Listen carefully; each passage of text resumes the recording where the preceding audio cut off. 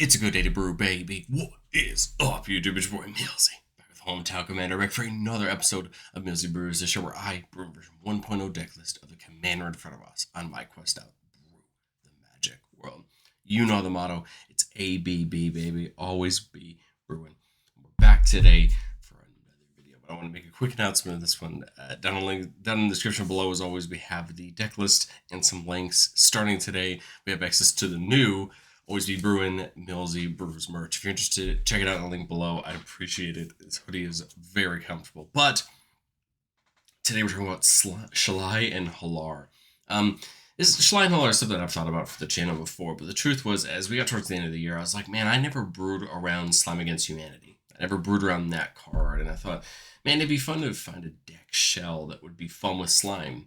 I've played against a couple slime decks over the year, and I was just trying to think of something. What's a commander that pays off the slimes while still having some fun? And I think Shalai feels like a great shell for this because it already cares about counters anyway. And Slime's making all of these oozes with counters. Shalai and Hallar has Flying and Vigilance. Says whenever one or more counters are put on a creature we control, it deals that much damage to a target opponent. So we're doling out damage as we put counters on our creatures. And I think our whole deck's pretty much going to be reliant on paying off those oozes, right, that are getting made with our slimes, and then turning that into combat value in the long run. I think it'd be very hard to not start off with our star of the deck, Slime Against Humanity, a 3-mana green sorcery that says we're going to put a 0/0 ooze with trample onto the battlefield, and put X counters on it, where X is 2 plus the total number of cards you own in exile and in your graveyard that are oozes or named Slime Against Humanity. And our deck can have any number of them named Slime. In our deck, we're playing 26, which is a number I think could go up. My thought process here is that is at least 1 in every 4 right cards in your deck, which means we should be seeing a lot of Slime Against Humanity. But the cards to the left and right of it are important in Shalai and Hallar because they kind of combo with what we want to do with Shalai and Hallar. All we want is another copy of Shalai and Hallar giving the exact same ability. And Red Terror on the left is actually going to go and fully combo with either Shalai and Hallar or All Will Be One to start a loop where we could potentially knock our opponents out of the game. It says whenever a red source we control deals damage to one or more permanents or players, we put a counter on the Red Terror. What this will do is we put a counter on any creature. Shalai is going to hit somebody for a damage. Terror or so either All Be One or Shalai will hit somebody for a damage, however much damage that is. Terror is going to see it and say, hey, you dealt damage to a permanent player, you're going to put a counter on the Red Terror, which is going to trigger all of that to happen again. You keep picking your targets, going through, hitting people, and the point is, unless your opponents have any way to stop it, you can end the game that way. So we kind of got 2 trains to kind of hook our, or 2 carts to hook our horse to in a lot of ways, and I think either way we're going to be set up for good success for our game plan. But one of the key factors, right, in playing a deck that has a lot of spells of the same name is that you want to find ways to pay off playing them, right? We have something like Locket of Yesterdays, which says that spells you play cost 1 less to play for each card with the same name as that spell in your graveyard. This can get those slimes down to just 1 mana. Pyromancer Ascension over there on the right says whenever you cast an instant sorcery that has the same name as a card in your graveyard, you put a quest counter on it, and when you have 2 more quest counters on it, you get to copy that spell, every time you cast it, which is great, right? Because then we're getting more and more slimes. But I think the big one everybody thinks of is Thrumming Stone. Slime's going to have Ripple 4. Every spell's going to have Ripple 4. When you cast it, you can reveal the top 4 if you want to. And you can cast spells with the same name as that spell from among the revealed cards without paying their mana cost. So this can get us digging into our library for slimes. And just having that chain go off, playing a ton of slimes and getting a ton of value. But I think where we take our slimes from just oozes being put on the battlefield to value is by taking advantage of the fact those counters are going to be there. These are creatures that have counters on them, so let's pay that off. We have things like Battle Priest and Falconer giving lifelink and flying. Envoy of the Ancestors gives all of our creatures with counters on them flying. This is great, right? Or lifelink, giving all of them these great abilities that can gain us things back or make them evasive, right? In the words of something like Absent Falconer. Kutzel allow us to draw cards when they hit a player, refilling our hand, getting us access to more of our things so we can push ourselves forward. Rishkar is going to allow us to tap them for a green mana, allowing us to play more spells, play more slimes. And in Cathar's Crusade, every time an ooze or another creature comes in, spread counters across every creature we control, build our whole board up. Cathar's Crusade is a great finisher as you push toward the mid to the late game, just trying to get creatures in so that you can increase your board state and start to become a real threat to your opponents. Hardened Scales puts an extra counter every time a counter goes on. This and things like Branching Evolution are very important, especially since we're putting counters on anyway. But I love something like Invigorating Hot Spring, giving all of our modified creatures haste, right? So all of our Hoozes are going to come in with counters on them, meaning that they're modified, so they're going to automatically have haste. But Hot Spring comes in with 4 counters on it, and at sorcery speed and once per turn, you can use Hot Spring to move a counter into a creature, giving it haste, right? Allowing it to get in and do some damage. This is great in a scenario where maybe you need a creature to attack the turn it comes in, or you just want to put a counter on to get some value off of Shalai and Hallar or other abilities. And then Uncivil Unrest works great here. Non-token creatures we control have Riot, meaning they enter with either counter on them or haste. Now, of course, this isn't going to affect our oozes, but this will affect every other creature in our deck, which is nice, but the key ability is the bottom one. If a creature we control with a +1/+1 counter on it would deal damage to a permanent or player, it deals double that damage instead. This is nice if we can get a counter on Shalai and Hallar, because then she's dealing out double that damage, right, for the number of counters that are going on our oozes, as we just proceed to ping damage towards our opponents. But I think eventually, right, we're going to go from putting oozes on the battlefield to getting into combat. So that's what this section is all about. Champion Lambhold creates a nice advantage for us. Creatures with power less than it can't block creatures we control. Every time another creature comes in, Lambhold gets another counter, eventually, hopefully, making all of our creatures unblockable. The Naya Aragorn from the Lord of the Rings commander set feels like it'd be good here. Attacking creatures we control have first strike in Renown 1, so giving those oozes first strike is nice. It says whenever a creature with Renown 1 deals combat damage to a player, if it isn't Renown, you put a counter on it, it becomes Renown. And then whenever a Renown creature deals damage to our opponents in combat, we get to double the counters on it, making those oozes bigger and bigger. Colonia and Hydra are there on the right, just doubles the counters on each creature we control whenever it attacks, right? So there we go, we're doubling those oozes as we get into combat.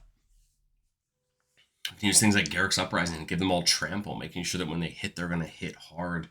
Nyali's going to give them all double strike, making sure that no matter how many counters on them, that they're a real threat. And then Sovereign Akadaka feels great here. Whenever it attacks, for each creature that has a power greater than its base power, we get to put counters on it. So all of our oozes are always going to be that way. So you're going to basically double the counters on them, right? And then add extra counters to our other creatures. Just again, building our board state up as we push towards really and truly trying to win the game in combat if we can't get our Shalai and Hallar game plan going. But I've said it before and I'll say it again.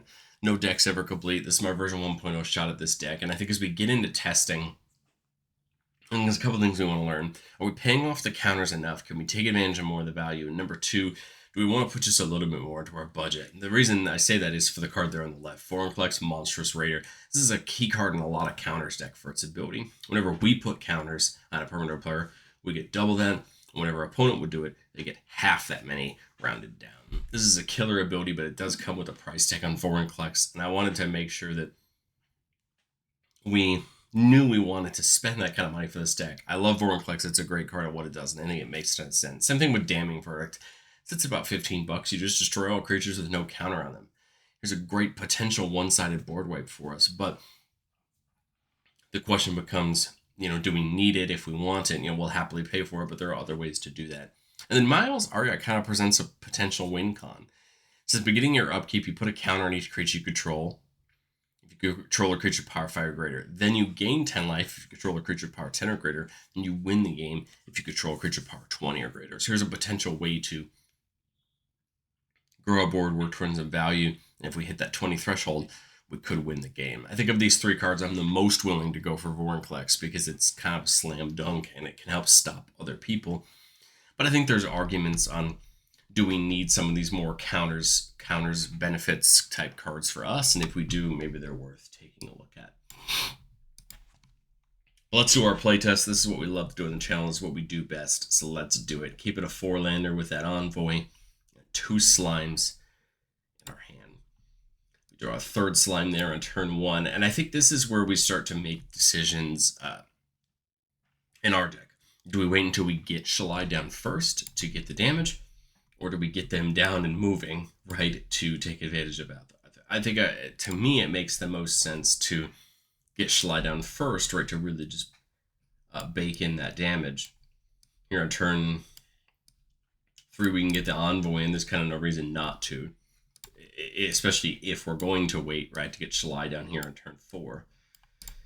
That's okay. Shalai's down now. She'll be able to attack. They'll be able to attack next turn if we want them to. But here on turn 5, we present a choice. Do we slime, or do we go for a Cloning Hydra or a Cathar's Crusade to keep stacking the board up? I like something like Cathar's Crusade because then we could Cathar next turn and then double slime next turn, putting some counters on all of our creatures, getting access to lifelink. Yeah, we take a turn with the shields down, but I think it makes the most sense because in this next turn, now we slime, right? Here the slime is going to make the ooze, and it's going to make the ooze with 2 counters, right? Because we don't have anything in there. But this puts a counter on each of these guys, right? Because of the Cathar's Crusade. And then I would slime again, make another ooze, but this time it's 3, right? Because we have 1 ooze in our graveyard. And now these guys get another counter. So that's 2 damage from Shalai there, 3 damage from Shalai there. And then now all these counters, right, that we put on is damage. The extra ones we put on, so the Cathar's Crusades damage, all these damage pings. And remember that it has lifelink now. And Shalai's the one, the actual one actually dealing the damage, means Envoy's healing us, that, or giving us that lifelink off that damage we attack in this turn. Now it's next turn, right? I mean, my thought would probably be just Nayali, right? Give them double strike, or, you know, we double humanity again. This time the first one's going to come in with 4, right? But remember that all of them get 1 because of the Cathar's Crusade. Again, 4 damage and then 1 for all of those. And then we do this again. Now it's coming in with 5.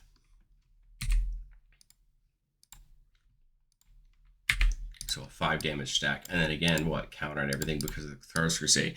And now you could start to see, right, how we're really benefiting. They can attack. They have trample, so they're going to get in, right, with some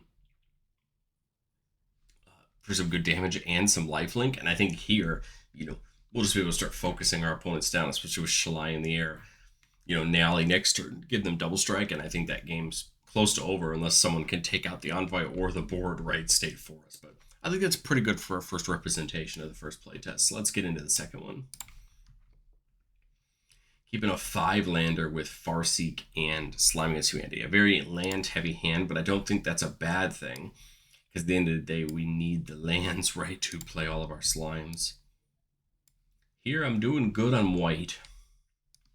I think I want to just crack this landscape for forest. Make sure that we get access to all of our colors here. Turn 3. The Envoy looks pretty good right there. Kind of set up a very similar role to what we had last time. Here, I think we need to get Shalai down, right? Get the party started for next turn. Because here on this turn, even if I play a land, we can only play one. We can only play one Shalai or one slime, but we could, you know, Hot Spring plus Farseek, right? That's kind of my thought here. Do that, and I'd give Shalai the counter right from the Hot Spring, just so that way it could start gaining life, right? We want it to start gaining life so that it can do that. Get something like Cinderglade into the green mana. Access to our disposal. And now, right, remember that all of our modified creatures have haste, so all these oozes coming in, right, are going to have haste. We'll make that first ooze again. Remember, it comes in as a 2/2, right, because of Shalai. Remember, 2 damage there, and we are gaining life, right, because of that. And then, you know, ooze again. This time it's 3. Right, because of the 1 extra in our graveyard. And then I think I would just remove a counter from the Hot Spring and put it on Envoy, giving Envoy lifelink. Now, right, we can get involved, attack this turn with Shalai, gain some life, attack with the Envoy if we can. But the point is now, all of our Shalai triggers are gaining us life again. We're moving on. You could start to see where this, hopefully if you can get this working, right, it works so well. Here we can go in for some more slimes. Unfortunately, we missed out on a lot of that really beneficial other value, right, that we got last playtest, but that's okay. I think I'd probably only think about only playing one this turn. That comes in with 4 counters on it. I guess that's 4 damage. Or do we go for the second? I would come in with 5, right? And then we can take a big attack this turn, right? Since they have haste. I think I would probably just put another counter on Shalai with the Hot Spring, just so we can attack for a little bit more, right? Get in there, get in for damage, and then all we need is just to find another way to turn our board state into more damage once we top the land there. But that's a-okay. I think, again, this playtest, we missed a little bit of the draw on the consistency, but I think we have a very presentable board state that is going to keep dealing damage to our opponents, and we're just looking to, right, draw into some more value that we just didn't get to see this time. We'll move into our third playtest here, keeping a 3-lander with a rampant growth, that Pyromancer Ascension, Blasphemous Act for some removal, and 1 slime. So 1 slime isn't ideal, but it gets the party going, right? It does mean that we have something to take advantage of when we get there. There we see the second slime there. I like the idea of the rampant growth here. We pretty much have all of our colors. I guess I'll go get something like a mountain since we have green and white doubled up there on our other lands. We can play the Gavany and get Shalai down, or we can take the turn off with Mosswort Bridge. But I think I'd rather just get the Gavany Township down and get Shalai down so we can start working right on our Slime Against Humanity game plan. We'll play the Mosswort Bridge this turn, which is going to hide away 4, so we get to look at the top 4.